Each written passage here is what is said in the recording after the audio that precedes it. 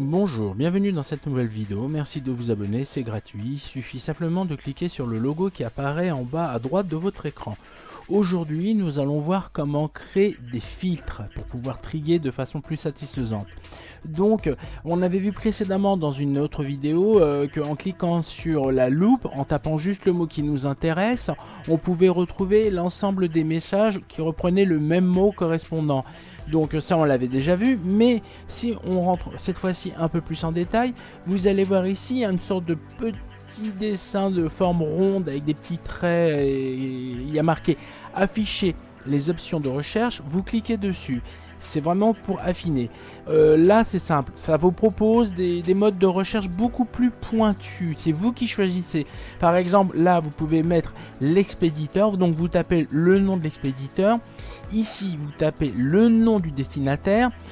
Ici c'est si par exemple vous êtes sur un dossier pour lequel il y a eu 5 allers-retours de messages sur ce même dossier, vous tapez le nom de l'objet, ça va vous retrouver. Ou alors tout simplement comme vous faisiez précédemment, juste en cliquant sur loupe, tapez des mots spécifiques et à ce moment là ça vous sort tout ce qui contient ces mots spécifiques.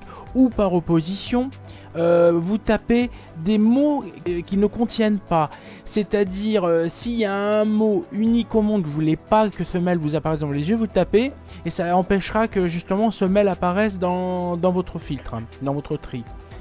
Donc vous pouvez le faire aussi au niveau de la taille, comme ici, taille supérieure à en termes de mégaoctets. Si vous voulez faire un tri de messages qui ont des fichiers joints plus ou moins importants, par exemple vous cherchez les fichiers les plus volumineux, donc vous dites que vous voulez les messages qui sont supérieurs par exemple à 5, 10 ou 20 ou 30 MO, mégaoctets, ça peut arriver. Sinon vous pouvez les trier par date, etc.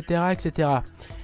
Ça juste pour dire que ce mode de recherche est beaucoup plus pointu, beaucoup plus précis, il est plus détaillé, c'est une version plus élaborée du moteur de recherche avec la loupe. C'est toujours le même principe mais c'est plus précis.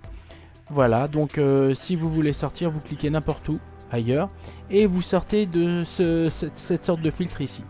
Voilà, merci, bientôt de nouvelles vidéos, merci de vous abonner, à bientôt.